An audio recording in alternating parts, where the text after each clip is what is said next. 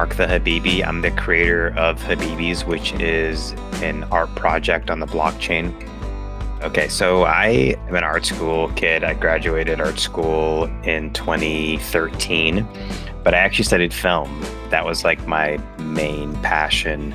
During the pandemic, there was just like no work. It was like super depressing. Started playing a ton of video games, started my own YouTube channel, and I also got into 3D art. One of my subscribers from my YouTube and Twitch was like really, really big into Blender. And I just asked him one day, I'm like, will you teach me how to use Blender? And so we would just spend like dozens and dozens of hours together, just him teaching me. That kind of trailed off in January of 2021. And kind of my friend Saul told me about NFTs around that same time. And so I got really, really excited and into NFTs. And when I first found out about them, one of my instincts was like, I can make these. It spoke to me because I was like, this is more than just like a social media thing. This is like an arts plus the internet plus blockchain all coming together. And so I was like, I can contribute to this. Like I can make something here.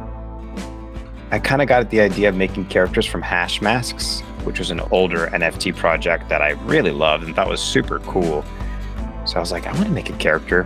I learned Blender. I was like, let's make 3D characters, which was a novel concept at the time. I think the only person that had been doing it before me was Liron, who made the boys and girls collection, which is one of the coolest collections on the entire blockchain. So yeah, I just started making like little Habibis, called them Habibis just because I really just wanted to draw from something that like meant something very personal to me. And so for those who don't know, Habibi means my love or my dearest in Arabic. There's not really a word that captures it really well in English, but it's just a word that we use all the time. It all started with 1-1s. I made 9 1-1s to begin with. It was on the Habibi's contract on Rarible. And I just started making them and releasing them as I went.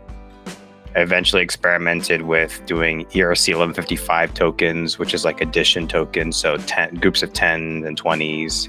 And then even made a few on Tezos. They're usually like groups of 30, 50. And even one was an open edition. I think we got to 800, which is cool.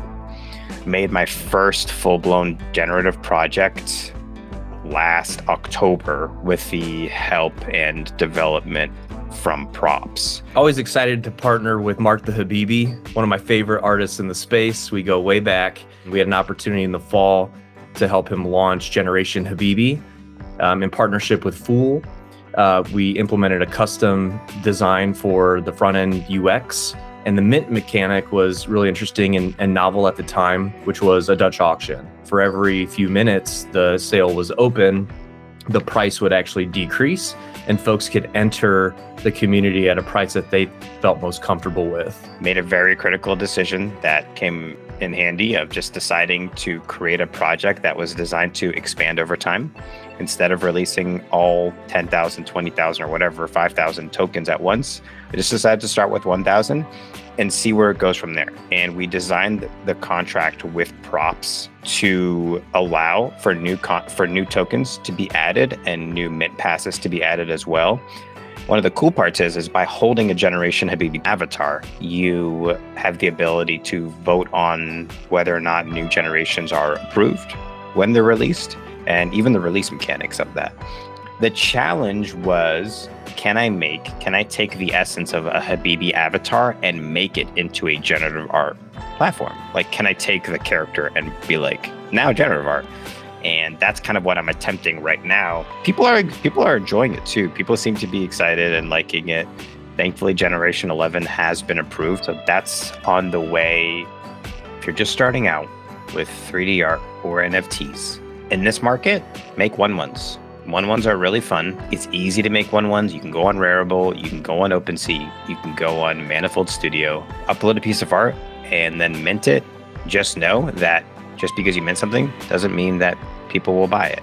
You kind of got to show yourself a little bit and get your work out there. But here's the thing, if you want to have really good followers and really good friends, you have to go be a good follower and be a good friend to other artists and expect nothing in return.